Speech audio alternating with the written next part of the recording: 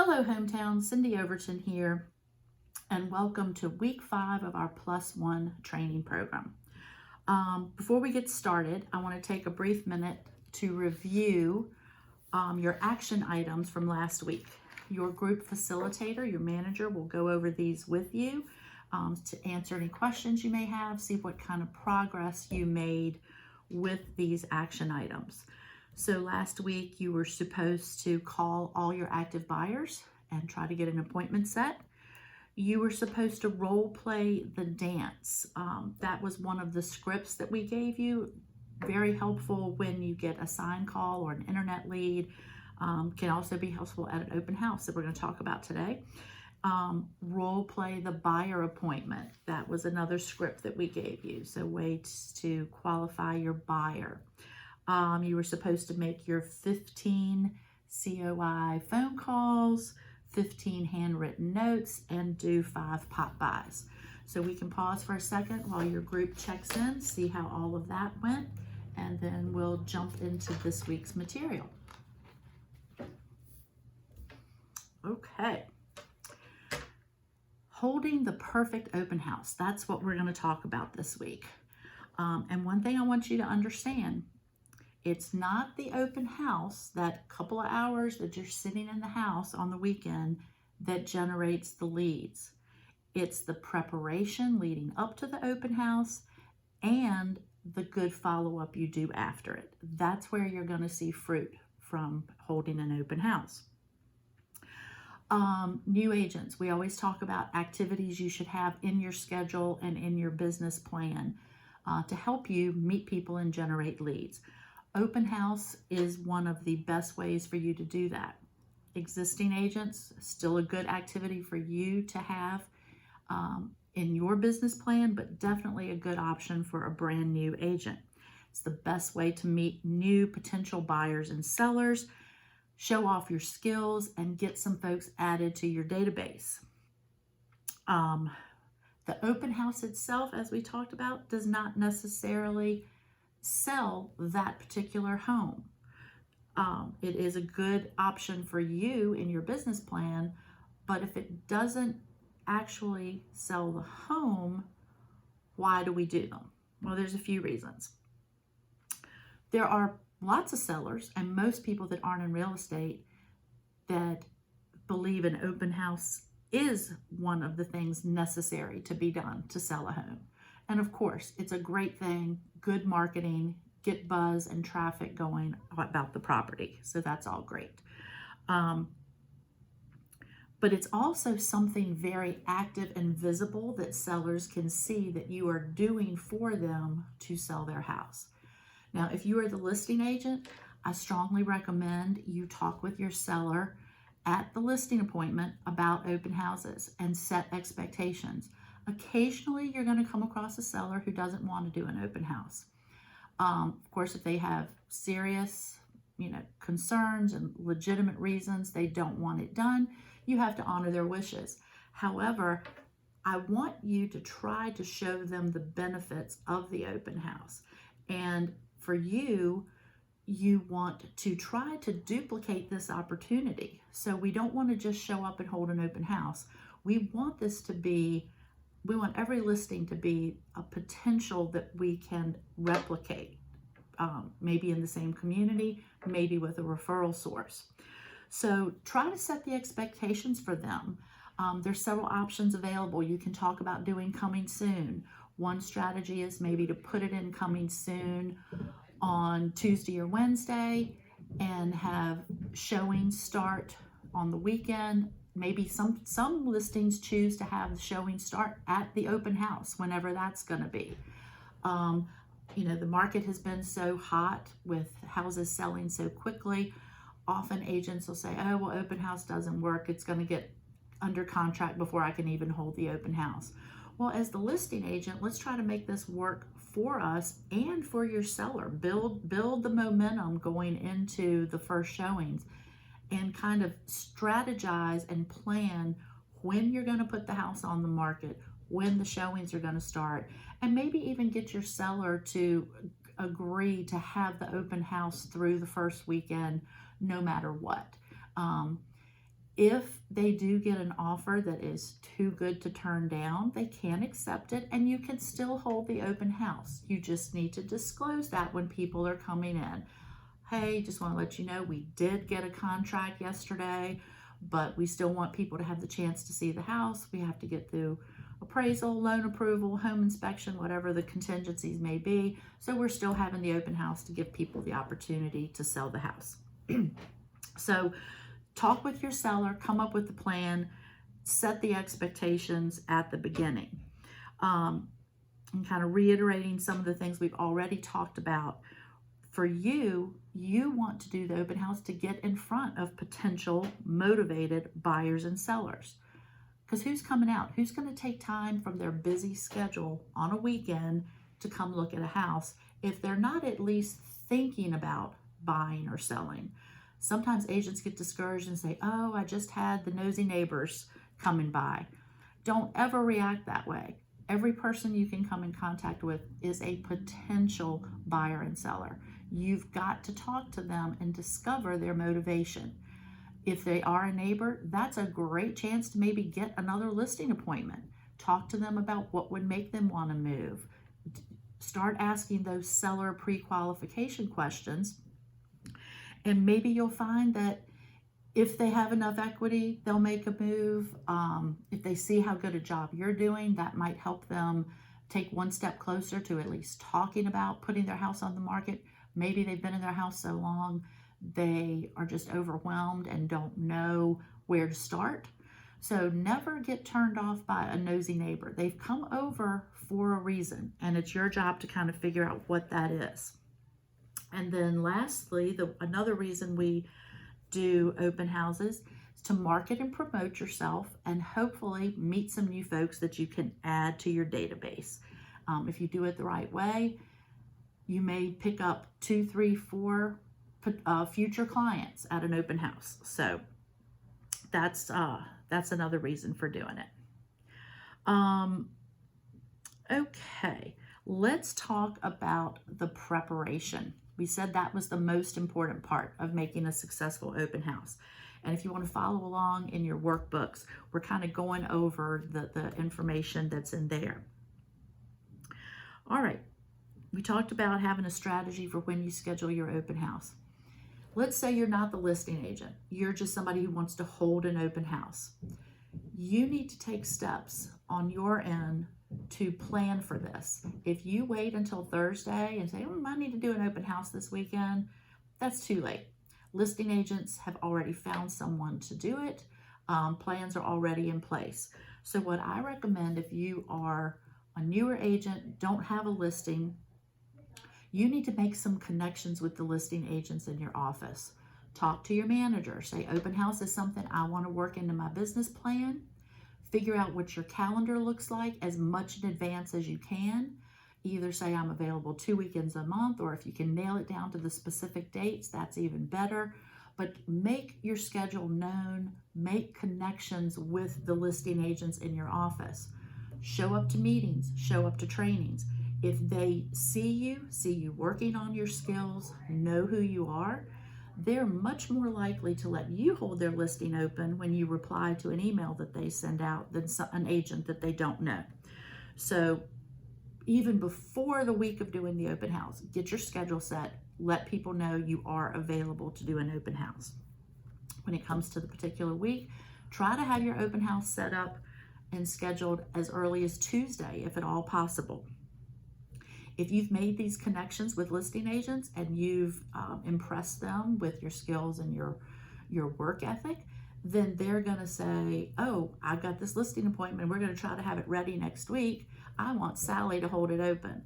So they may reach out to you if you've really, gotten a good connection there. So get it scheduled no later than Tuesday. Make sure it's in the MLS by Wednesday. There's a place where you can add an open house in the MLS. Another strategy is if you want to make it more of an event, especially when we get into spring and there's more houses coming on the market, try to find out who else in the office is doing open houses. Maybe you can get a couple in the same general area and you can make it more like an event.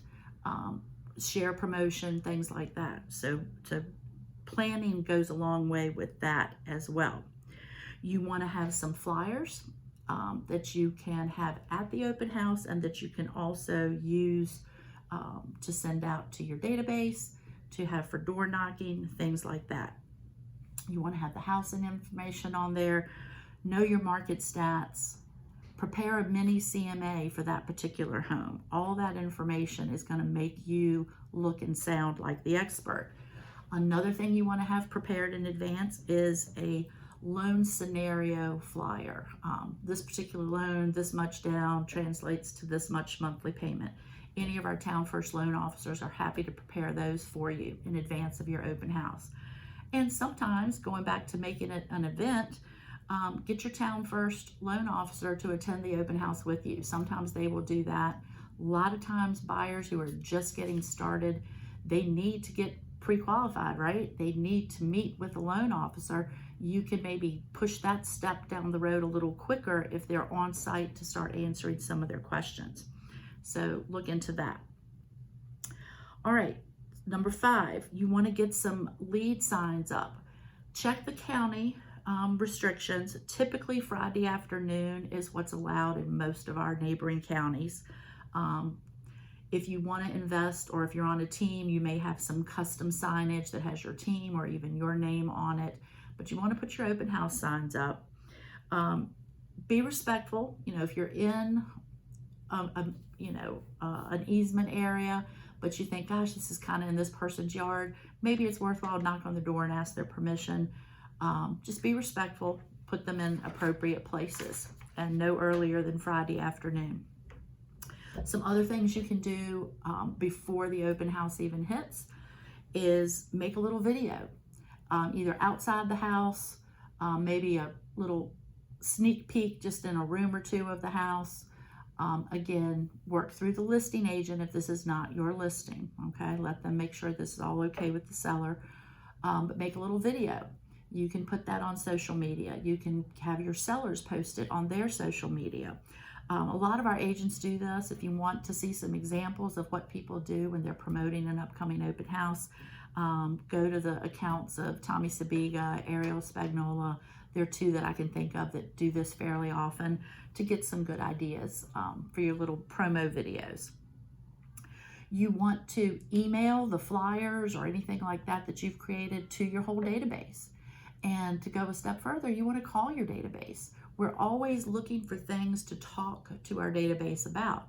So you can start calling them Wednesday, Thursday, Friday. Hey, I'm going to be in this subdivision holding open a house with a great kitchen. Who do you know that wants to be in that area? It's a way to get into a real estate conversation with folks in your database. So all those things you can do in advance. Also, when you're making that call, that little script I just said, that's your open house marketing script. That's included here in your training materials.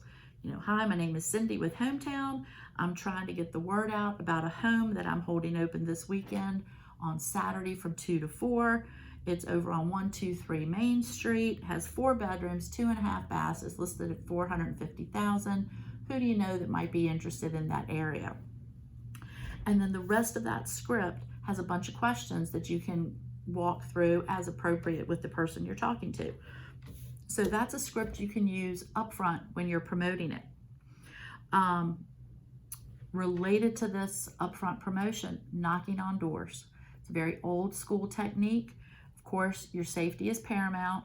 Maybe take a partner with you or whatever, but go to the house you're going to be holding open. Go 10 houses one side, 10 houses the other, maybe 10 across the street. You can take your flyer. You can use this open house marketing script. That is a great way to meet a future potential seller. Talking to the neighbors. Of course, we call them the nosy neighbors, but say, hey, yeah, I'm going to be holding it open. Have you thought about selling your house? Or sometimes they'll ask the question, I don't even know how much mine is worth. Take that opportunity to try to set that appointment. Well, I'd be happy to come out and take a look at your house and give you a market analysis. So do that door knocking, use your flyer, use your open house marketing script, and try to get out there and generate some buzz for your open house and maybe meet another potential seller. Another idea I've heard, I think it may have come from a Tom Ferry video that I watched. Some people take and promote a neighbors only preview. Maybe if your open house is going to be on Saturday, maybe Friday night, you do a little wine and cheese happy hour, and you just by invitation only invite some of the neighbors. It'll make them feel special. They'll feel like they're getting first shot inside information, and it's a little more intimate way to get to meet them rather than knocking on their front door. And maybe you can ask some of these questions and hopefully uncover another potential seller. So that's something that you might want to consider. You also want to, let's see, I'm getting out of order here. When you're doing all that, as you're getting ready, you should have previewed the house already. I think I may have skipped over that step. But you want to preview the house, know a little bit about it, know its pros, know its cons, if it has any, so that you can have some of those objection handlers ready. You want to be familiar with the property. Is the house vacant? You might need to bring a chair with you. All these kind of things. You want to talk to the listing agent. You want to preview the property. You want to know as much about the property as you can. And in addition to that, step number 7 in your notebook talks about previewing the competition. On open house day, you want to be the expert. You want to know what's available, what's recently sold, and ideally, if you can not just do that mini CMA analysis, but if you've also been in some of those houses, boy, do you sound like an active agent who really knows what's going on in the market.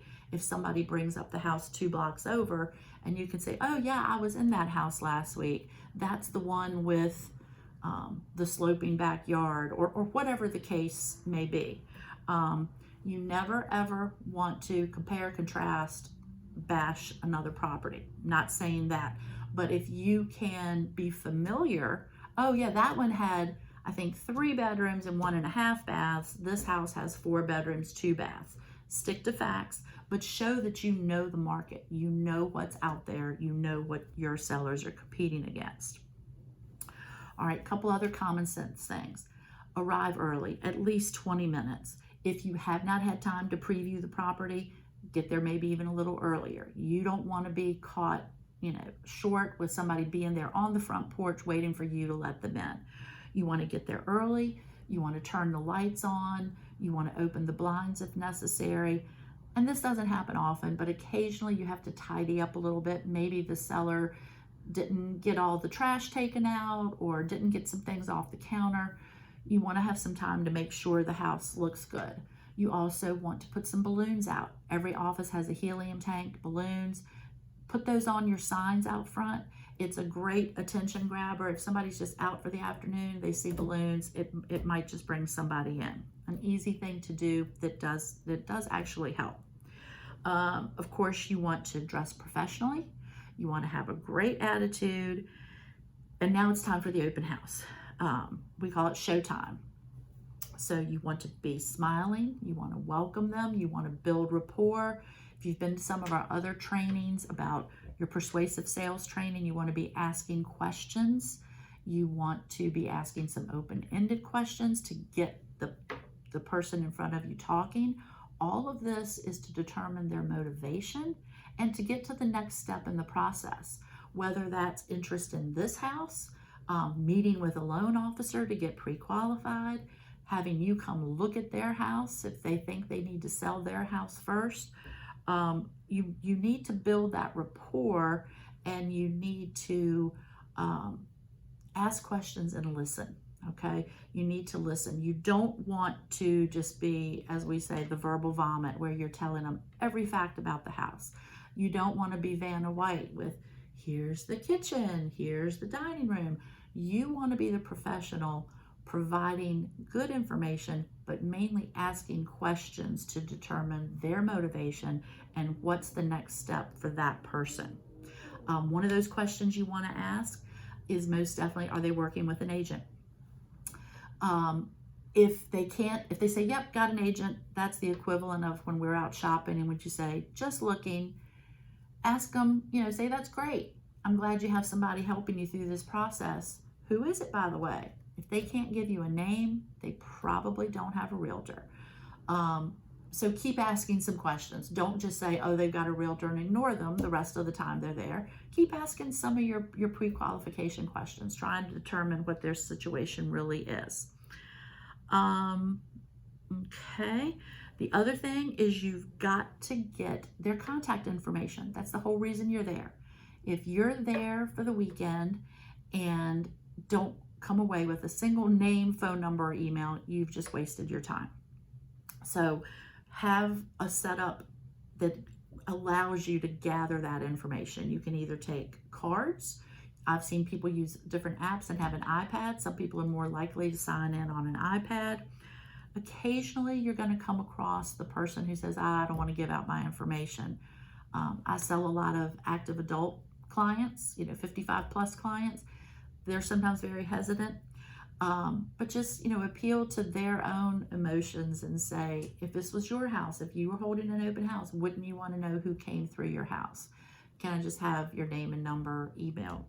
Another thing that people sometimes do, especially if you're kind of working a lot of open houses, maybe you say, I'm going to do a drawing once a month, or I'm even maybe partner with your town first loan officer and you all have a raffle for whoever comes through the open house and registers, and you give them a little gift card.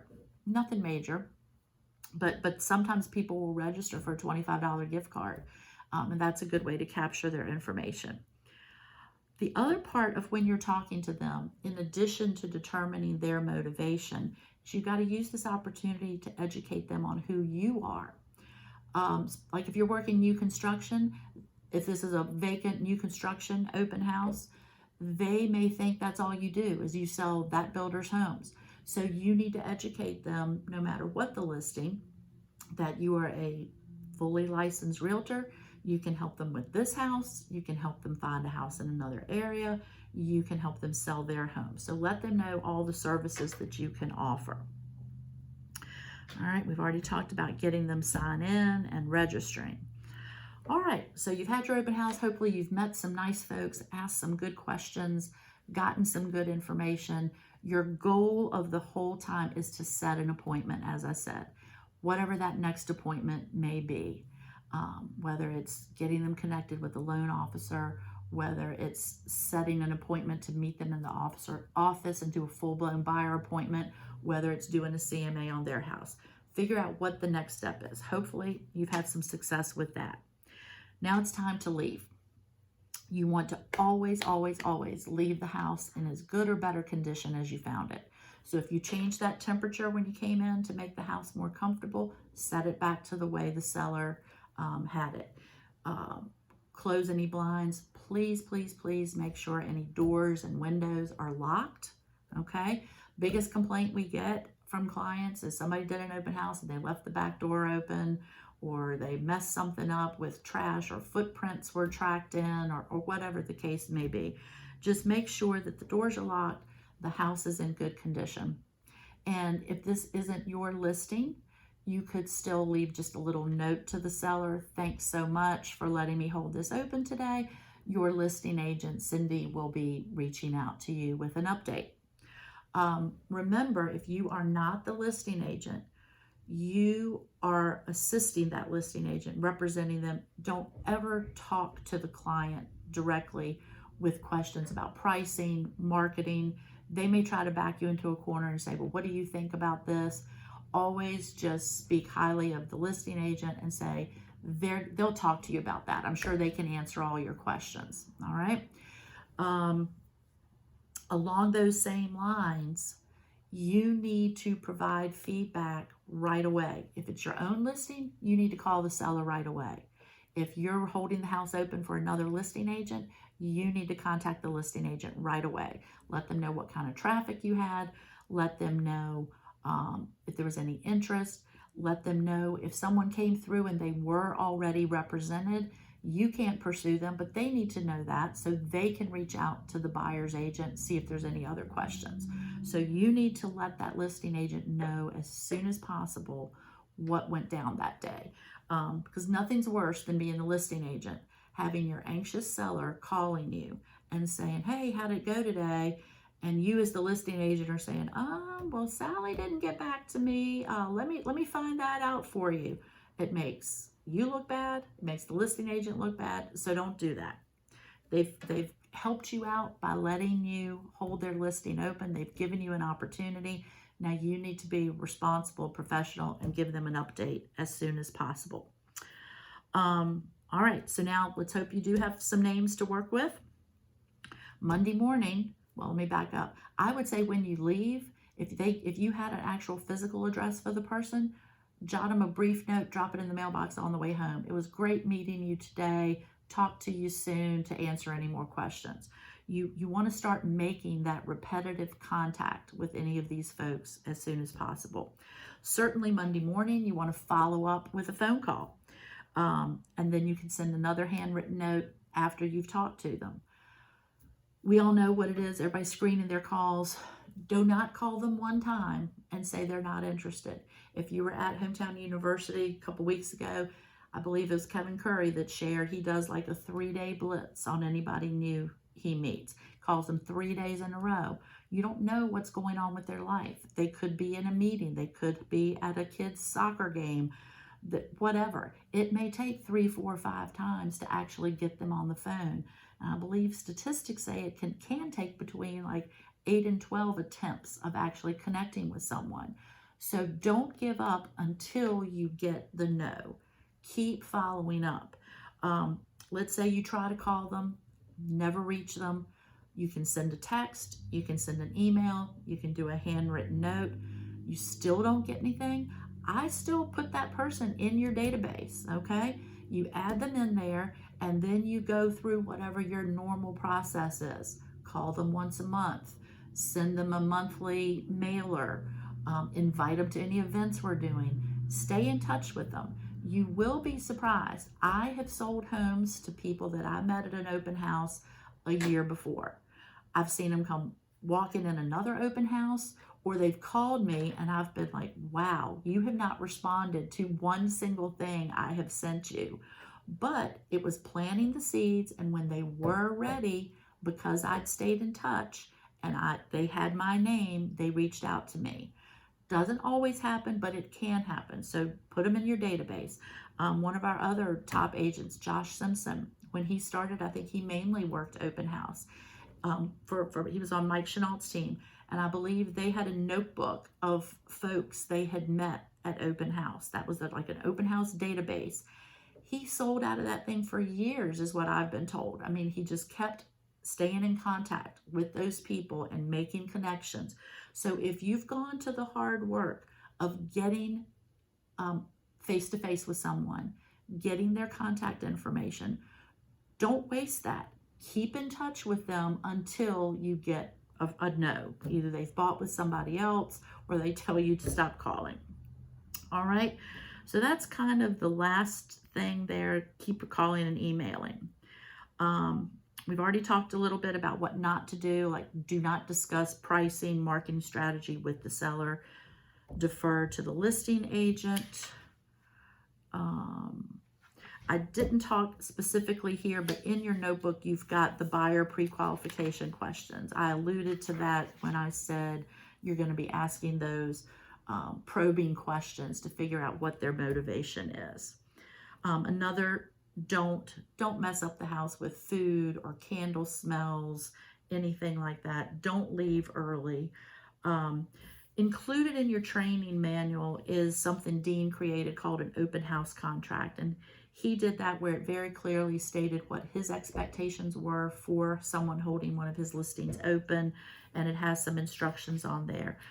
Every listing agent's not going to have something in writing, but do talk to them about what their expectations are. Maybe they've got custom signage, or maybe they're able to put the signs out and you do just need to be there Saturday. Don't let something fall through the cracks. Don't assume. Talk to the listing agent, figure out what things you're doing and any other expectations they have of you at the open house. All right. I think that kind of covers it. In general, it's a lot of common sense. Preparation and follow-up are what are going to make you successful with an open house. Also, a lot of new agents, they'll do 1 or 2 open houses. They have a bad experience and they say open house doesn't work. Just like everything else in real estate, it's a numbers game. If you do on our activity sheet that we share with all new agents, it says if open house is one of your main business stream pipeline activities, then you need to do them consistently. Ideally, 1 a week. You do 50 open houses and do them well, you should have no problem meeting enough people to complete 12 transactions in a year. Because that could be 6 people that need to sell and then buy again. So if you're going to do open house, you've got to do it routinely, and you'll decide that based on your family situation and all that. Maybe you're going to do 1 a month. So maybe you'll get 2 or 3 deals out of it. Isn't that a great thing to do? But figure out your schedule, figure out how much time you can do to open house, do it consistently, and it will get you in front of some potential buyers and sellers. All right, so now I'm just going to real briefly read the action items for this week.